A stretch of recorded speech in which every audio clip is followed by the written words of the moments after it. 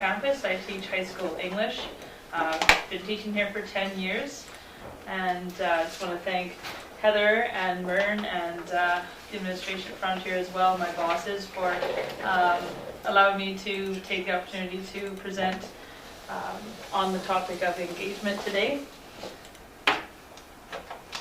I did presentations similar to this in Winnipeg for SAGE, and Heather kind of got wind of that, and she asked if I'd be interested in presenting here as well. So I appreciate the opportunity. It is a little bit of a different audience, I understand that, from classroom teachers to parents and administrators and other people involved in the education system.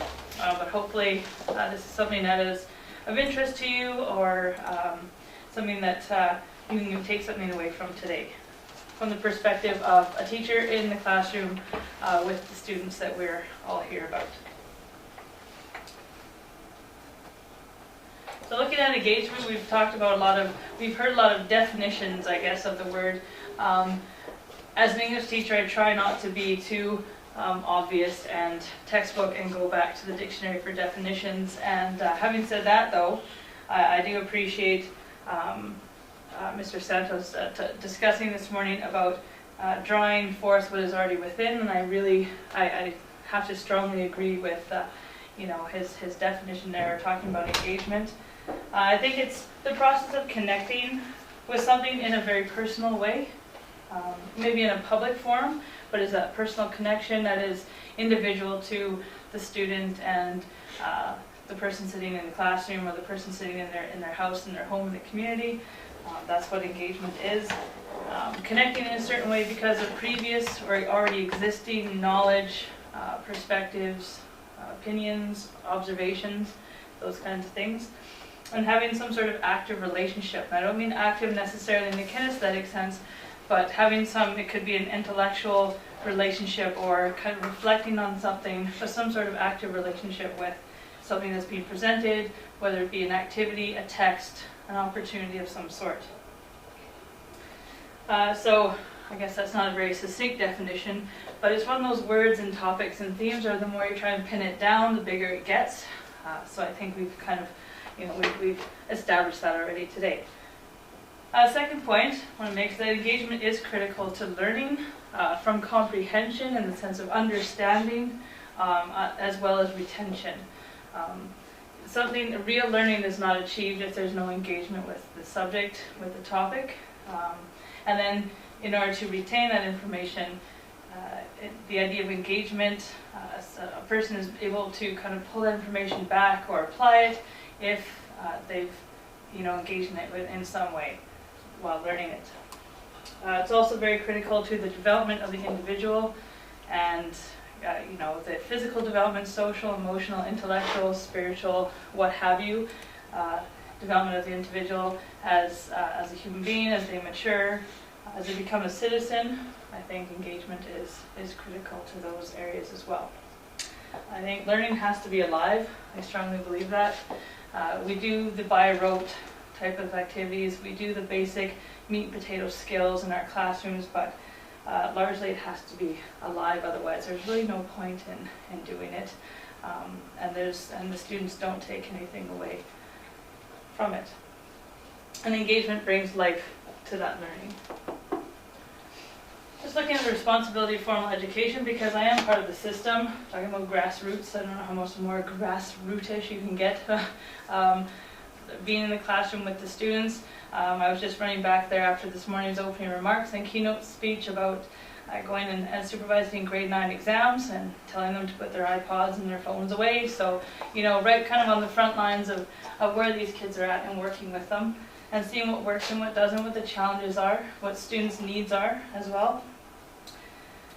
But the responsibility, the way I see it, what my job is to teach students or support students to communicate effectively.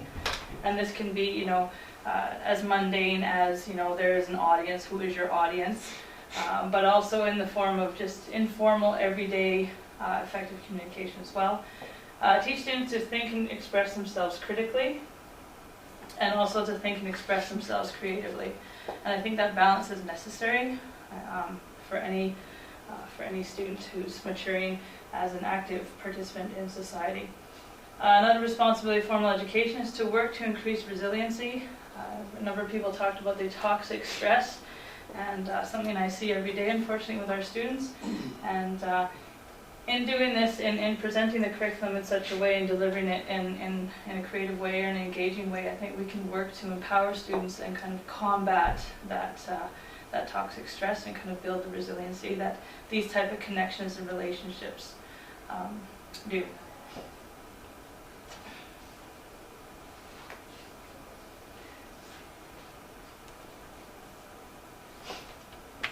And just reflecting on it a little bit last night and this morning, engagement occurs when there's a combination of two main things: authentic activities and texts.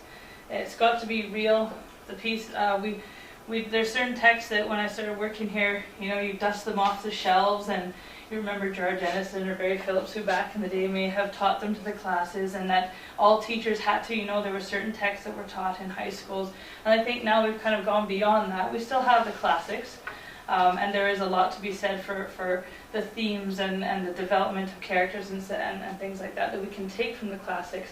But then we've also brought a lot of relevant texts in, texts that students can relate to, that they can really take something away from, that they can kind of sink their teeth into and really grab hold of.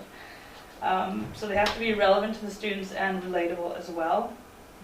The authentic activities have to be real, they have to mean something, have to have some value to the student in their life.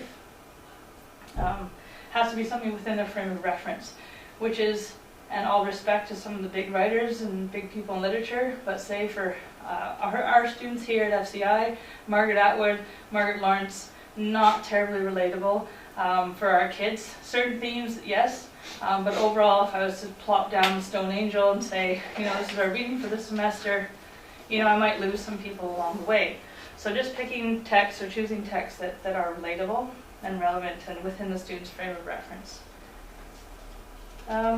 Also, what is needed is intellectually safe places, and I say safe not in the sense of too structured or too teacher-centric or too, for lack of a better word, vanilla. Just safe places where considered opinions, not necessarily considered opinions, but considered opinions are welcome and weighed by classmates. So that includes opinions that maybe aren't too popular, maybe aren't coming from a place of being well educated or well informed about something, but the opinions are welcome, because if students don't, express the opinions there, then they go out in society and have these opinions and voice them. And I always tell them, I say, you will not be well received, if you say those kinds of things in certain contexts. And they might not realize this at all. They've just heard it on TV or in some music lyrics, and they're just kind of regurgitating it. So safe places where things can be discussed and everybody's opinion and everybody's experience is validated and it's dealt with respectfully. But aren't too teacher-centric. Like I said, not too structured that Miss Rochford's going to tell us how we're supposed to think about this, and Miss Rochford's going to tell us what we're supposed to do with this. More kind of taking in what the students are bringing and setting it up in a certain way that can be shared, that experience can be shared, and there can be disagreement within a certain structure, and everyone can kind of grow from that. One example of this, just to give you kind of a hands-on practical example, the idea of student opinion on, or student input into things. I allow students to vote on a theme for their exams. So for midterm and for final exams, they actually vote on a theme, so it's a very democratic process. The process of the exam is set up as it is. We kind of model it on the provincial exam, so the students are aware that, what they're going to be expected to be able to do. And I say, I'll make up the exams. You have to trust me that once you pick a theme, I can put it together. But just case in point, my grade 11s voted on the topic of childhood memories, and my grade 10s voted on the topic of life in the North, which you may seem, okay, well, it's rather obvious. And they did very well, and the pieces were challenging for their levels. The appropriate supports were in place. They followed the process, and I saw success in that, just allowing students to have that input and validating their experience and their preferences, I guess. So having kind of talked about engagement generally, just touching on some of the research I did for my master's degree a few years ago, as a starting point anyway. I did do the research here at FCI. This is a perfect place to look at how students are doing and what makes them tick, and what they want to do, what they need as youth in the North. So the majority of the student population, as you may know, is First Nations or Métis. They come to our school from high schools or from schools throughout Manitoba, and there are about 30 students that participated in this study, representing various groups. The research problem I looked at, or I wanted to address, was the disparity between the reality of social injustice and the required skills required to address it. Students are very, very acutely aware of what they see is wrong or unjust, but yet they don't see how they are able to do anything about that. And that's something that I thought, that's my job. I should be, bridging that gap. That even if they know what to do and have the skills to do it, and they're not doing it, well, then that's on them. But if they're like, well, I know that's not right, but, well, it's just not right, and that's all what can I do? I'm just one person. That's my job to kind of bridge that. So I look specifically, because it is my area of teaching, my subject area, how can the 6 strands of the ELA curriculum and use of appropriate text foster attitudes and skills for social justice in high school students? And ELA, the beauty of ELA is that it can work across curriculum. It's so broad in itself, and I think this is what drives people who are not trained in ELA, drives them bonkers. If they get a course assigned to them, what do I do? Why isn't there a binder I can pick off a shelf and just, hit the outcomes and check them off? The beauty of it is that you can use text, you can pull in text, you can pull in speakers, you can pull in different sorts of activities that will hit the various outcomes, but still, really support students in growing as individuals and as citizens. So that's the beauty of it. One big thing I find, or I believe in, is a student voice. Asking students and really hearing their voice on matters. And I don't know if we do that enough.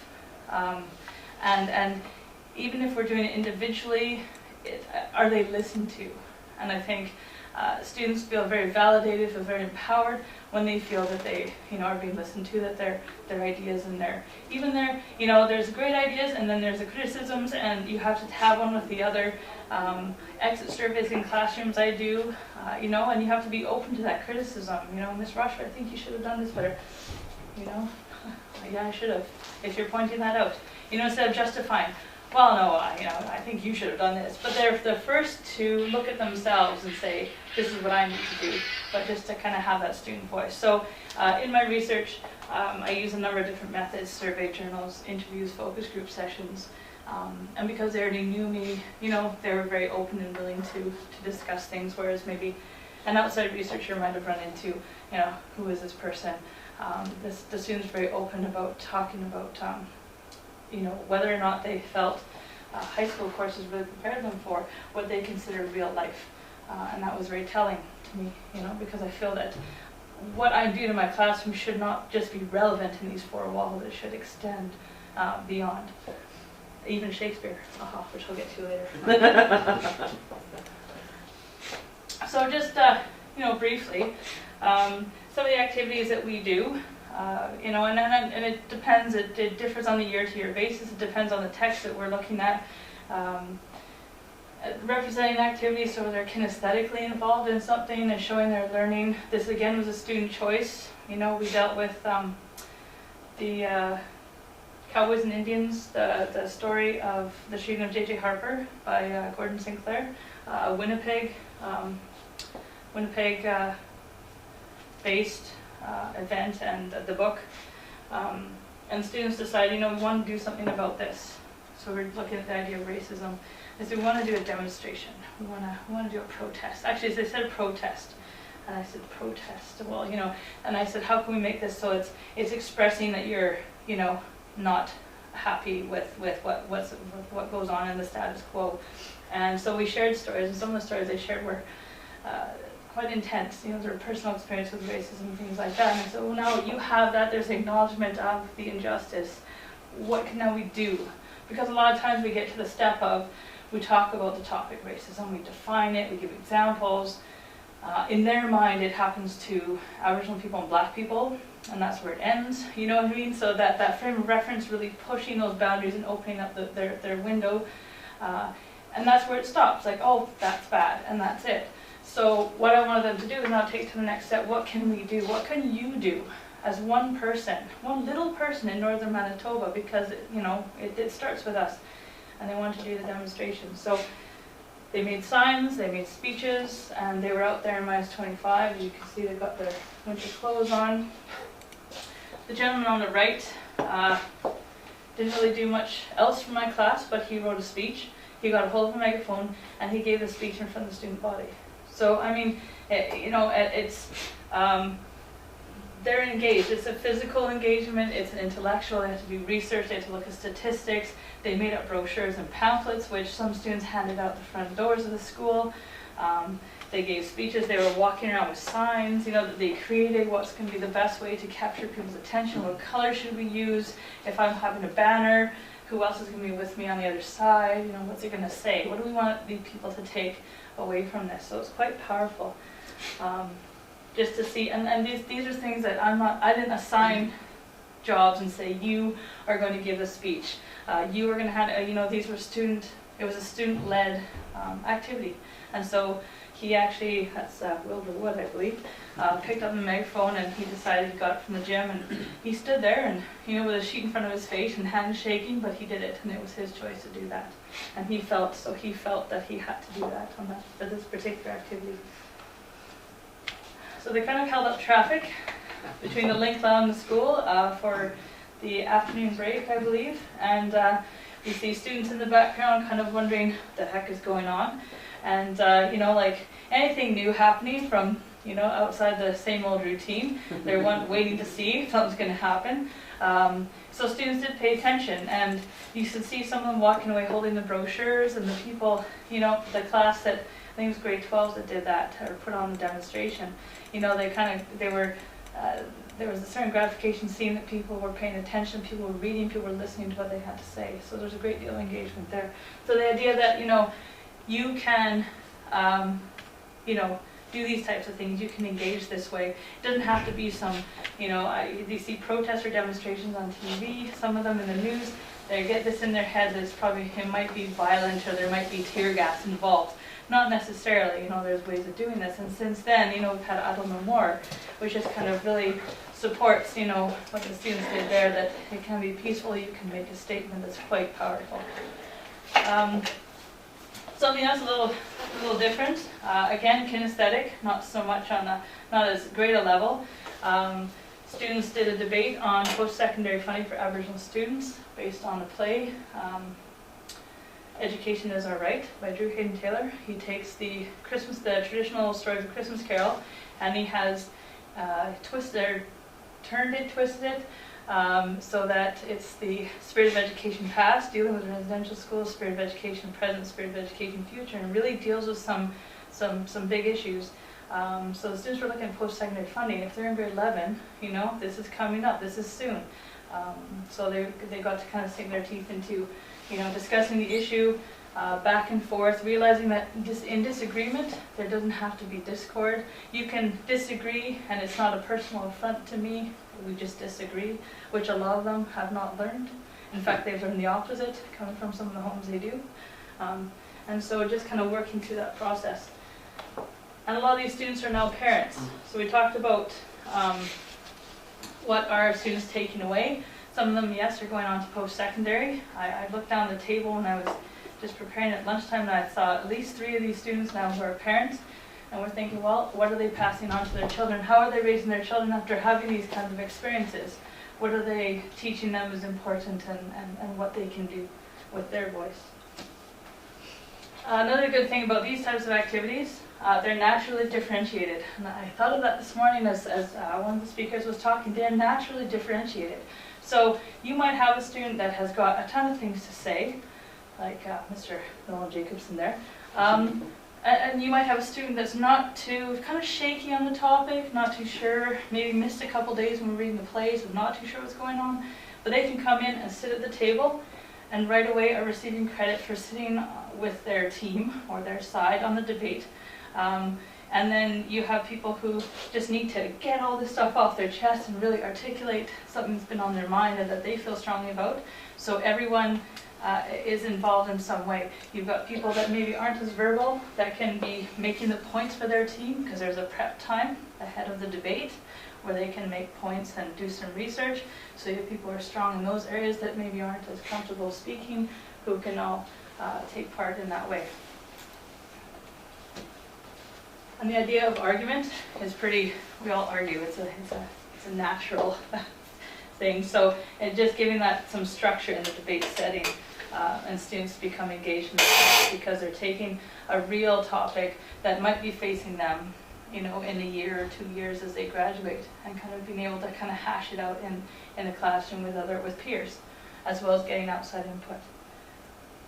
So having done some research, just asking students and kind of working through some of the activities that I did in my class versus what they're maybe used to in high school, what they expect from high school courses.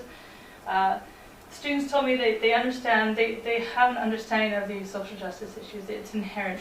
They grow up the way they do and where they do, many of them. They see this every day, they grow up with it. So they know what's right and what's wrong, they see that.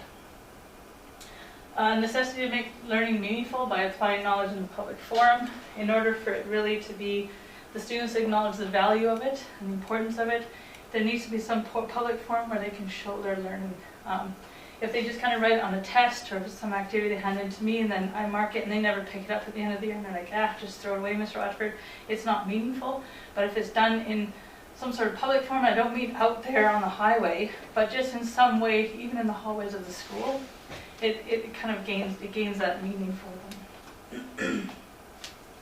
There's an expectation that learning will be applied. There's a hope, maybe, that learning will be applied. That it's not just at the end of Ms. Rochford's class when I write her exam, that's it. So all that I can just kind of, not even shelf, just kind of recycle, and then I go into my next credit, because that's all I really needed for, was a credit.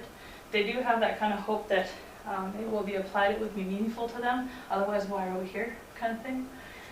What's the point?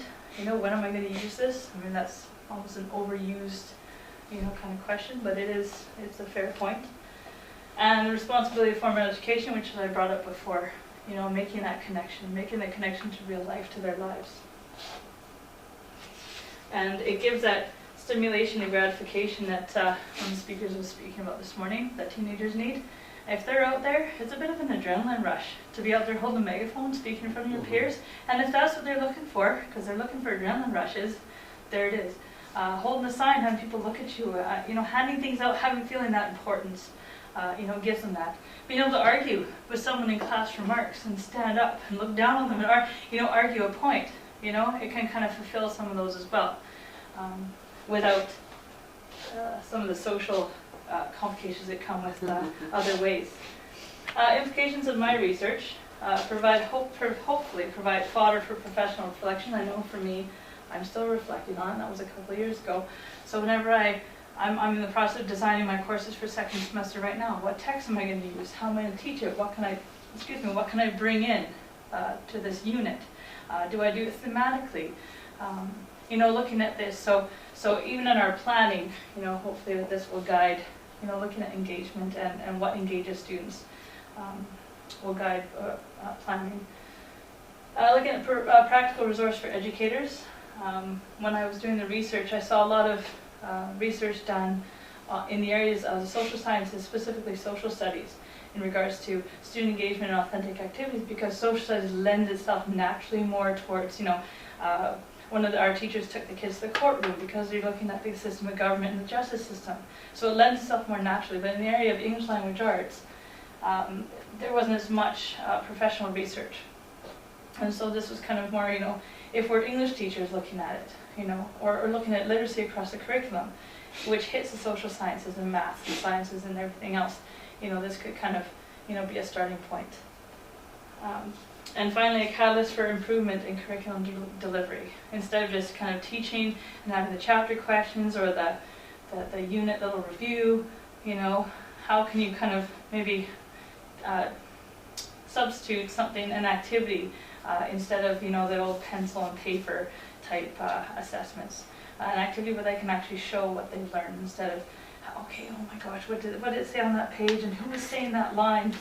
You know, kind of apply their learning and kind of feel that engagement and empowerment.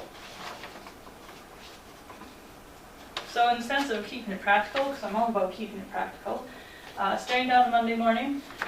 So for educators out there, or for, you know, teachers in the field, practical planning, looking at teaching, context, and class makeup, these need to be considered. So obviously I'm in a very unique setting in my teaching here. Class makeup, some people are working in situations where they have students from different communities or different parts of town that might not know each other. Others are teaching in classrooms where the kids have been together since, you know, they were tiny, so they all know each other quite well. Teaching style, student need, as well as timing. And it doesn't have to be overly, it doesn't have to be, I showed you a demonstration, I showed you a debate, which does require some planning and some steps. It can be as simple as, I started off my year with my grade 10s, the theme, overall theme of the course was change. And I started out, not on day one, obviously, because you need to build rapport with students in order for them to play along. But at one point early in the course, I looked at the front of my classroom and I put up a sign on one end that said change and had a thumbs down and a kind of a sad face. And then at the other end, I put a change and then a thumbs up and a happy face. And I said, get up out of your chairs right now. First thing I have to do is get them to stand up, because period one, they don't even want to stand up. They might walk to the loose leaf for the pen, right? So I said, stand up. So grudgingly, you know, the wall scraping of chairs.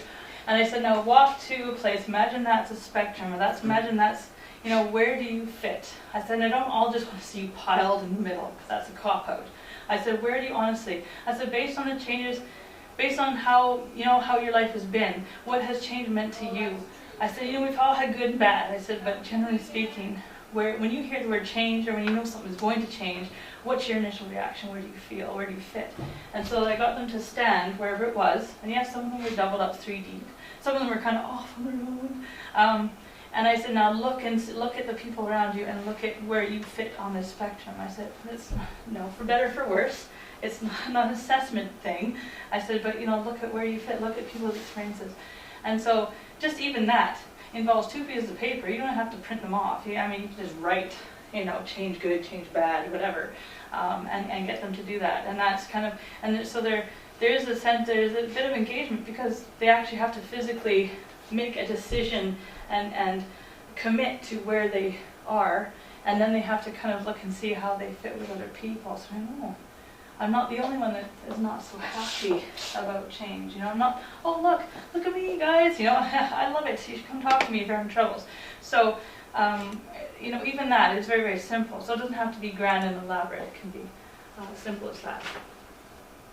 Teaching context and class makeup, consideration, know the lay of the land.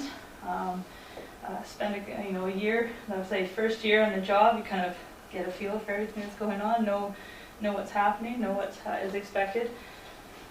Be sensitive to school culture, something I'll show you a little bit later.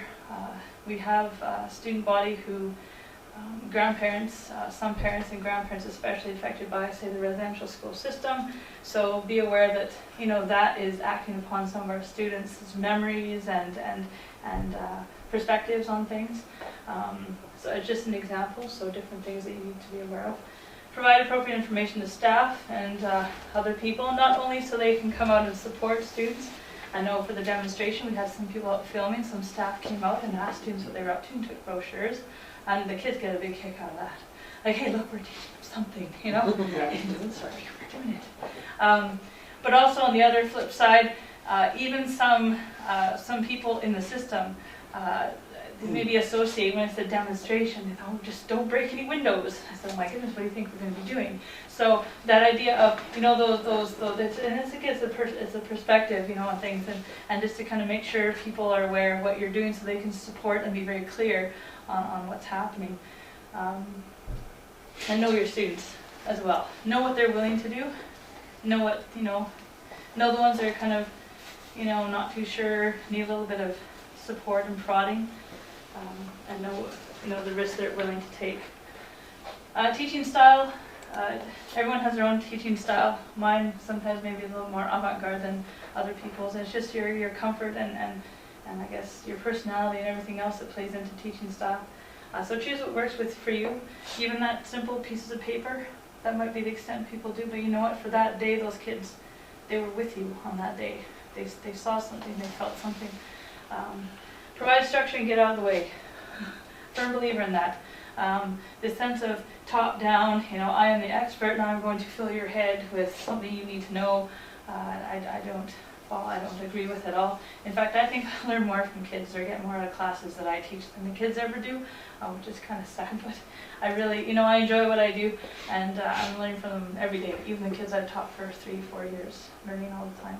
But if you can provide the structure and have them comfortable in that structure and they're clear on what's expected, and then just get out of the way. Let them play.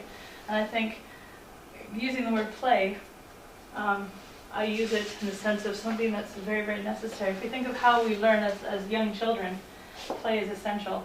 It's critical. That's how we learn. And sometimes I talk to the kids, I say, when's the last time you just really enjoyed, like you really played? And they can't tell you. And to me, doing things like this with the demonstration or the debate, they can play a little. It's that idea of play. It's kind of, it's not completely unstructured, but there's that ability for them to kind of, throw out what they've already, what they know, kind of voice opinions, kind of just off the top of their head kind of thing. That doesn't have to be well thought out and well structured in a sentence and, your thesis here and this and that. It can just come out, they can walk out with a sign. I had one of my boys on a different occasion for a different activity. There was a bus parked. And he decided to make some big dramatic statement, and there was nobody in the bus. He lay down in front of the bus, with his sign, saying, "Miss Roger, take a picture." So it looked very dramatic that, he was almost run over and he'd stop traffic. But then the bus driver, I didn't even know where the bus driver was. It was off. It wasn't even running. But just that kind of idea of play, kind of enjoying themselves in the moment for the purpose of learning. And student need, obviously what affects students in their community should be of utmost importance.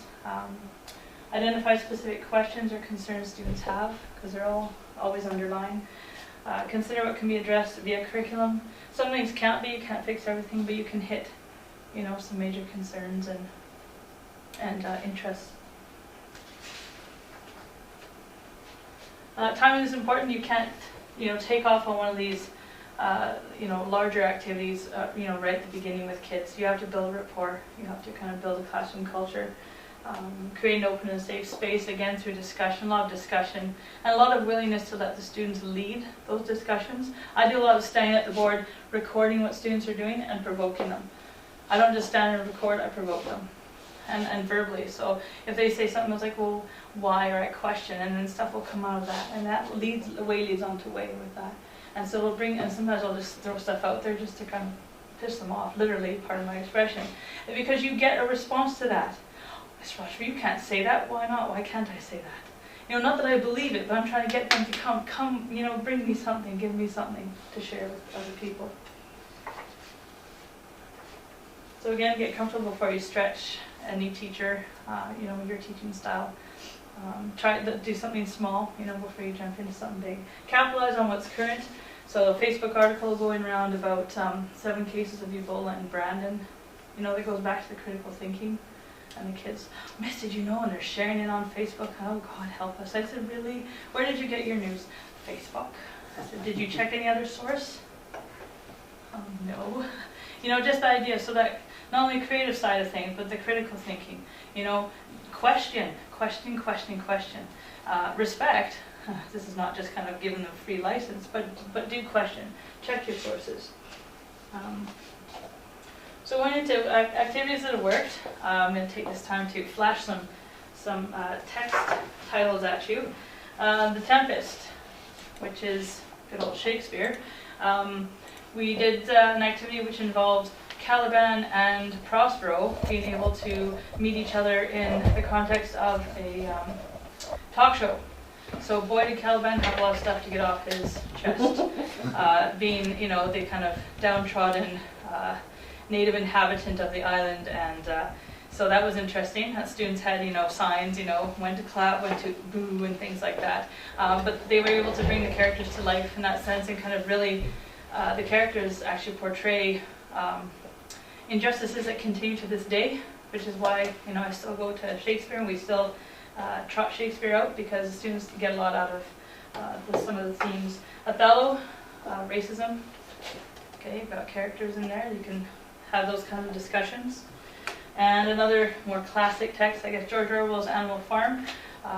We have over a couple of years done, I call them propaganda activities, where students appreciate the idea of how powerful propaganda is. The first time I did it, the students spread propaganda in the school that said that there was some sort of flu going around. We had, you know, guys that couldn't be bothered any other time, they're probably knee deep in laundry in their rooms, walking around with masks on and giving heck to the person that coughed without covering their mouth, and we're just, you know, we did it with school uniforms. We said, you know, the school is going to start having school uniforms, and we actually sent out a sizing sheet and write down your size and this and that, and then a comment section, and oh man, did we get comments back. Students believed this. We had announcements. The students wrote announcements to give to the principal to present. We had posters up. We had this leaflet out. So students were convinced. The kids who have done those types of activities are never going to forget what propaganda is. You can show them, you know, video streams of, you know, Hitler's propaganda, the marches and the, you know, the demonstrations of power, and they'll remember, oh yeah, I remember that little video, but are they going to remember that 20 years down the road? But when they actually did it, when they created the propaganda, they're not going to forget that anytime soon. Remember that time we had everyone convinced? They're going to remember that. And just to kind of go along with that, the white piece of paper is actually a scanned copy of something that was, when we were doing the propaganda on school uniforms, this was left taped, very Martin Luther, to the front door of the school. And it says, obviously a big lift from Wikipedia, or I don't know, Wikipedia here. Assimilation, the absorption of a minority group of people into another society or group. America attempted to assimilate the Native Indians into American society through legal acts of Congress in the 1950s. So someone, and this is not someone in my class, because it was all highly, you know, confidential, behind closed doors, we planned this and we kind of went through with this. So this is a response from a member of the student public who took it upon himself to do this. And then underneath, in quite bold letters, he has stopped trying to assimilate us by making us dress alike. Soon you will tell us what we can read, what we can listen to for music, and what we can learn. So you can't find a more powerful visual or demonstration of, you know, people's reaction to stuff.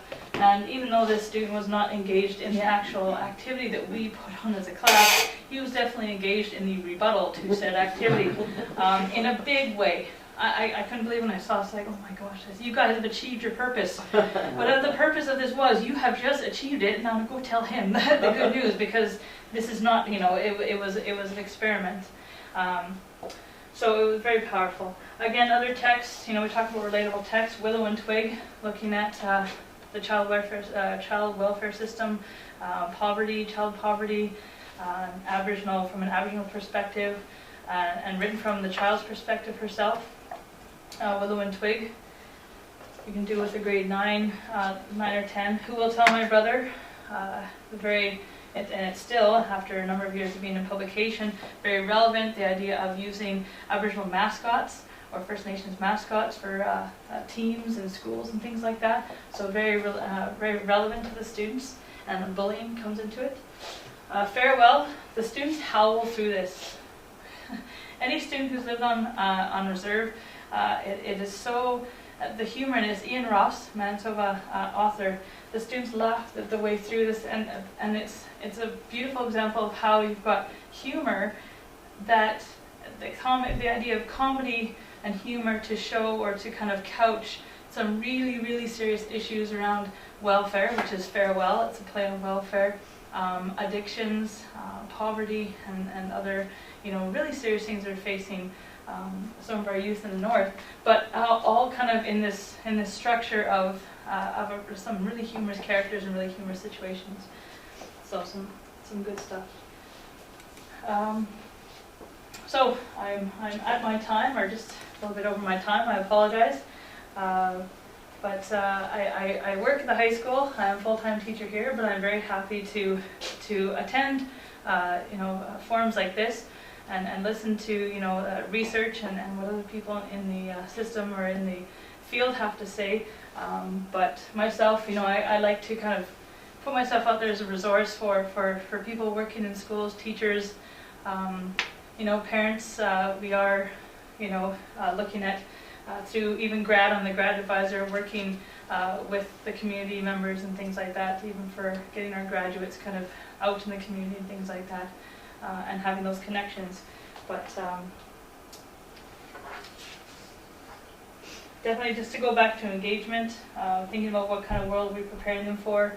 I think the last note that I'd like to share is to avoid being too pedantic, I guess, with our kids in the structure of the school, and go instead for supportive and provoking.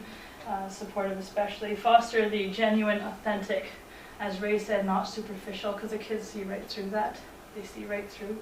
Experiential, genuine, authentic learning, and just to kind of maybe go a different way from something that was mentioned this morning. Instead of going, definitely go to where they are, but instead of taking their hand and leading them, instead maybe perhaps throw open some windows and doors and let them climb, walk, or fly through on their own. I think that would be the way to go if we're looking at engagement. So thank you very much for listening. I appreciate the opportunity, and email me or find me at the school. I'm very happy to field questions or any ideas people might need for teaching in their classrooms and whatnot. So thank you very much. Am I off?